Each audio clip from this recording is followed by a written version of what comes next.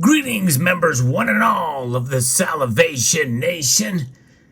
Not even nuclear war can budge silver's price in a positive direction. Let's explore.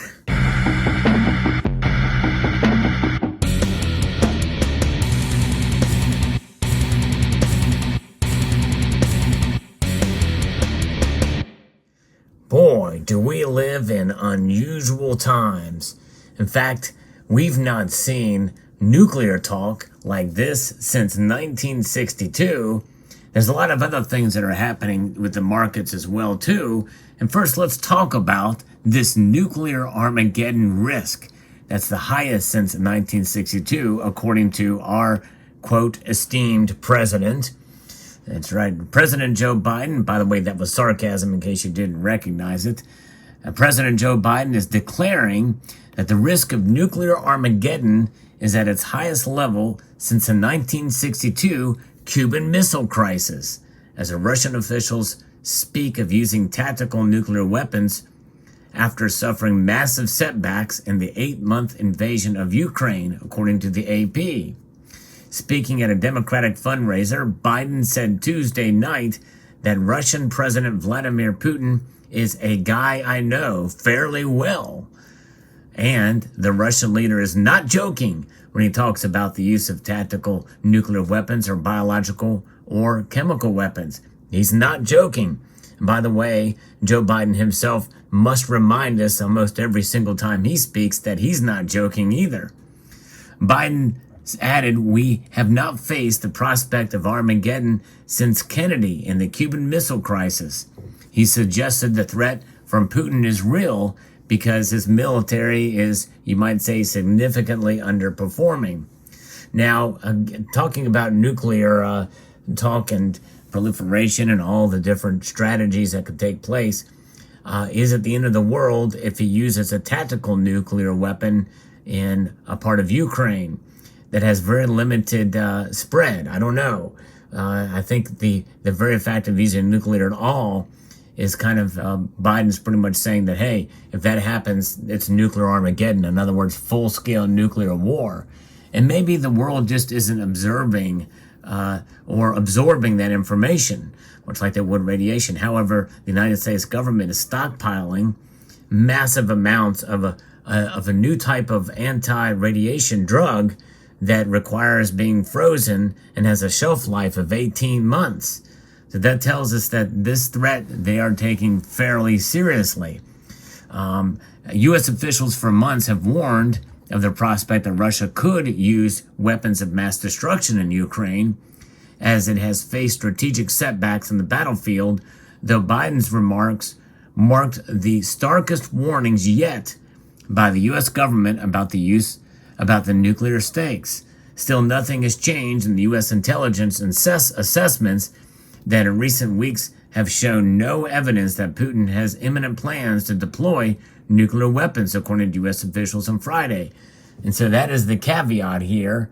Now, what does that mean? Does that mean that we are going to see just the official policy here is that nothing has changed, even though the threat is very real, because Putin himself had said that he was not joking about using these weapons, and that there are still options on the table for him. So we'll see how it plays out. It's not a good scenario either way, and so far the markets have not reacted, at least not the gold and silver markets. However, the stock market, and we're going to that, and we're going to talk about silver here momentarily, but this gives us a hint as to silver's reaction to this news, potentially. And maybe it's that last statement, the reason why silver isn't moving as much. But stocks fell on Friday as traders evaluated September's jobs report.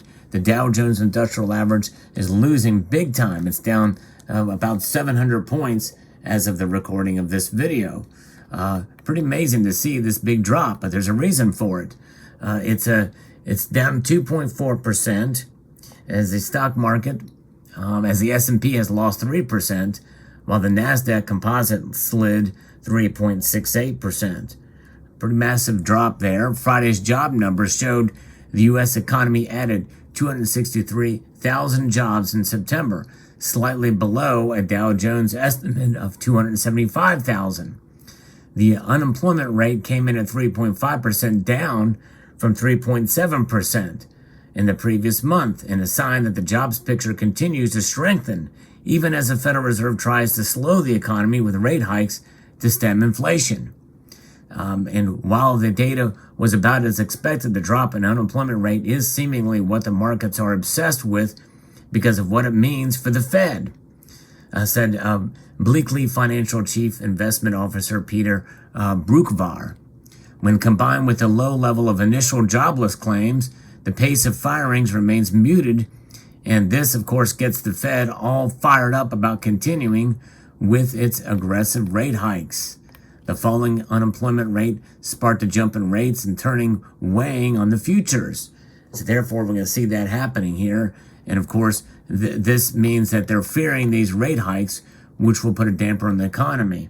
So it's a dual-edged sword. There's a lot going on here, especially there with these markets. The Dow Jones Industrial now down sharply, even below now, down over 720 points. So now the Nasdaq has dropped now over 400 points, down 4.2%. And so with that weighing in pretty heavily, that is part of the reason why the precious metals are down as well too. It's pretty remarkable here to see, but it's all psychology. Gold and silver ending lower after the September jobs report, and this is after the big gains, and we're losing a lot of the gains that we saw. So where are gold and silver as I record this video, which is about an hour before the markets close here? We are seeing gold down $17.40. That's a 1% over 1% drop in gold's price today to below $1,700 an ounce.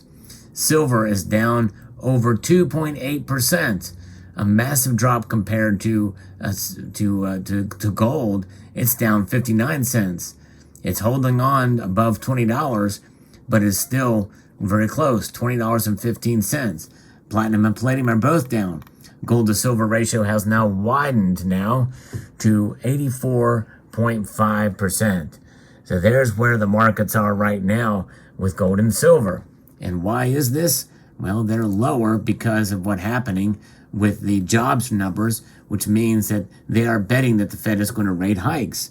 That strengthens the dollar. Yes, indeed. And so the U.S. saw this increase in jobs, and the daily market update, Jim Wyckoff, who's a senior analyst at Kitco, said details from the report show that the labor market is in better shape than the headline number we might suggest, giving the Fed plenty of leeway to continuing hiking interest rates without fearing that they could damage the economy. That means there's no pivot coming. And that was part of the rumor for the price increase that we saw when we saw that big spike. And I knew there's one thing, I don't very often get predictions right, but I predicted that this hike in precious metal prices would be short-lived, and indeed it was. We're almost back down to where we were before the big hike. Now, obviously, silver still got a ways to go back down, but it's still, I would not be surprised if we saw it get back below the $19 amount again. We'll see. We'll see what happens. The report did show good internals that do not strongly suggest U.S. economy is headed for a recession, Wyckoff wrote, pointing to a lower unemployment rate at 3.5% as one example. Well, the problem is that we are technically in a recession, and that's just it. We're still in a very fragile economy, folks. And these job numbers, though they may look good on the surface, what do they actually mean? Well, it means that more people need to go back to work. They need to go back to work in order to make ends meet, in order to fight against the ever deflating dollar. The dollar is inflating, and my best guess is that the next inflation numbers that come out, we're going to see it still up there, even if the number pulls back a little bit below 8%, which I predict it probably will fall under 8% the next time the report comes out. That's still a very steep incline from the previous year, which is when we started to see a steep incline in inflation. So the CPI numbers, when they come out, it'll be very interesting to see where that plays out. And so, though we know the Fed is going to raise rate hikes, or they're going to raise rates, the employment situation is as such that people are having to work 2, sometimes even 3 jobs to make ends meet. And really, when you think about it, 3.5 or 3.2% is kind of where we were before the pandemic.